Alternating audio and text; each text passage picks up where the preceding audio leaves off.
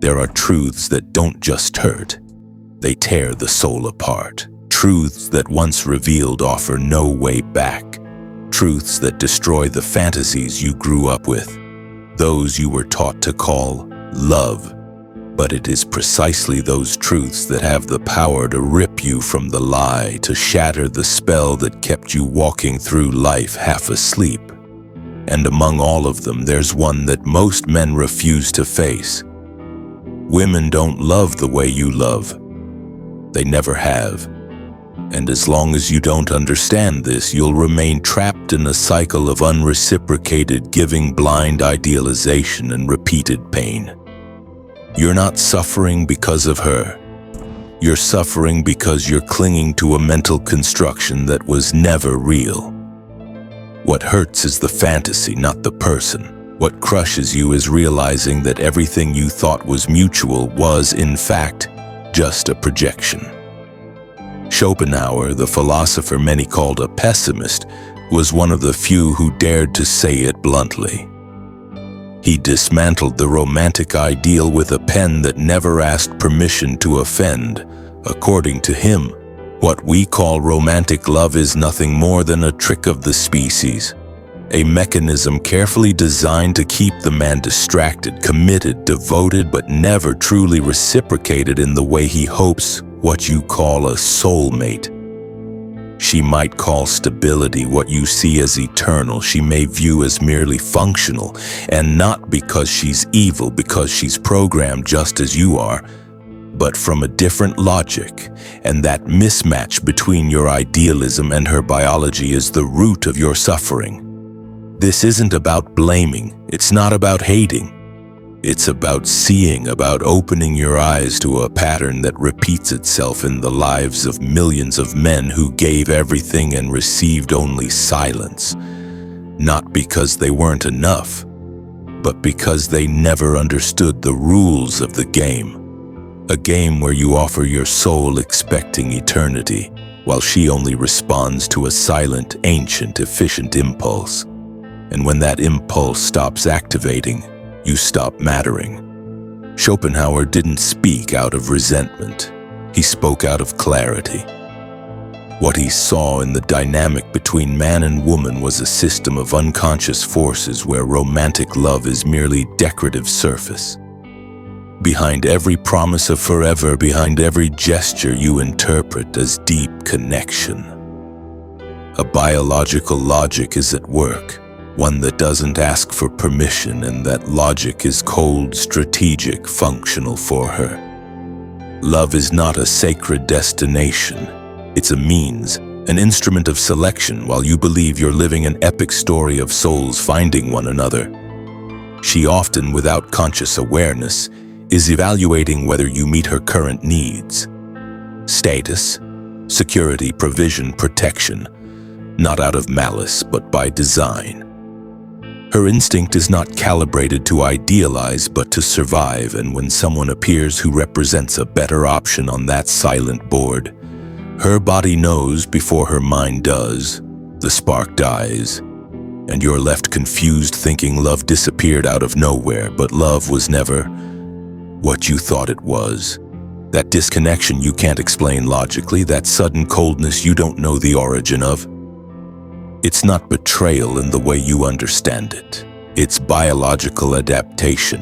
It's evolution. You're still anchored to the narrative you were sold.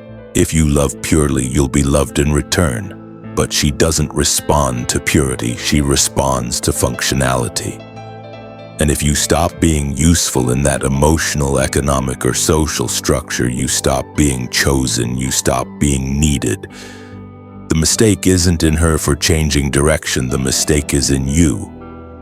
For not realizing you were playing an emotional game with biological rules, for continuing to give your soul to a system that only needed a part of you for a limited time. You placed your heart where only presence was required in. You gave eternity where only a temporary advantage was expected, and while you still believed in the story, she was already looking toward another horizon, not out of cruelty, but because her instinct had stopped choosing you. Since childhood, we'd been programmed with a powerful and dangerous idea that finding the right woman would give our entire existence, meaning that she would be the end of the road, the reward, the cure for our loneliness, the refuge where we could finally rest from the world. They told us that if we loved deeply enough, if we were loyal, noble, and persistent, we would receive equally pure love in return, that being good men was enough, that devotion was sacred, that sacrifice was love.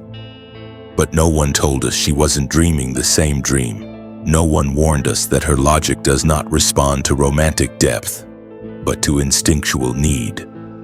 While you were pouring yourself into building something eternal, she might have just been crossing a bridge. You laid the foundations of a castle in her honor, unaware that she was only looking for a temporary shelter.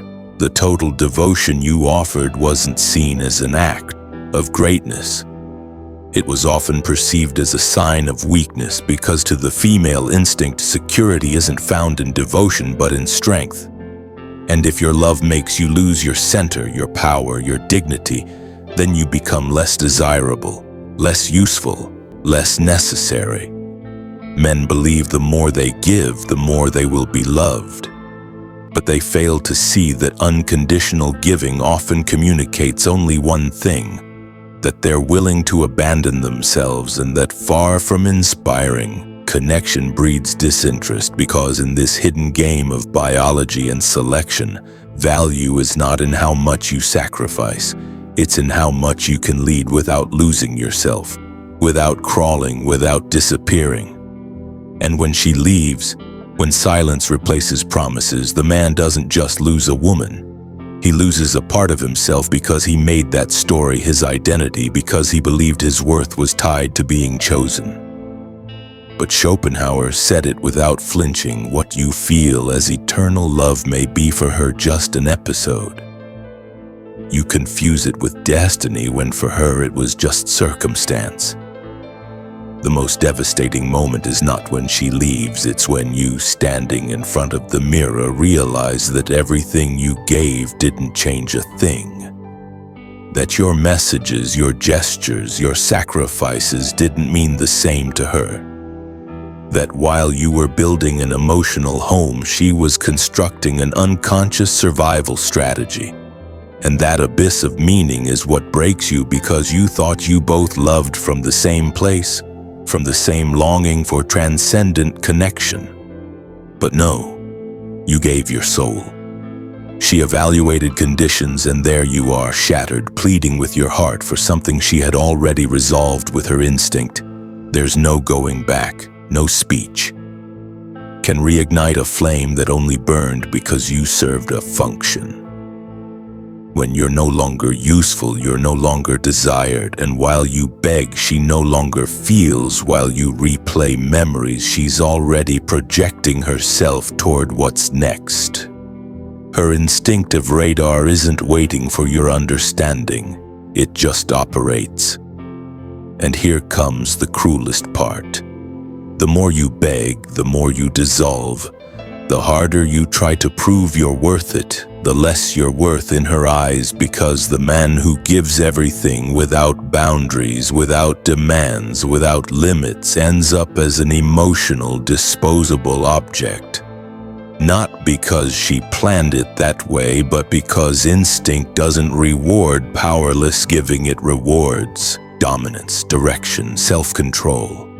And when you lose yourself in the desperation to get her back, you lose the one thing that once made you valuable, your dignity. You become the echo of an illusion that never understood the ground it was playing on. Schopenhauer warned us without embellishment: the man who places a woman at the center of his existence becomes a slave, not to her, but to the image he projected onto her. And when that image shatters, there's nothing solid left to rebuild from, only ruins, only silence. But within that devastation, there is a door, and the key isn't in her, it's in you.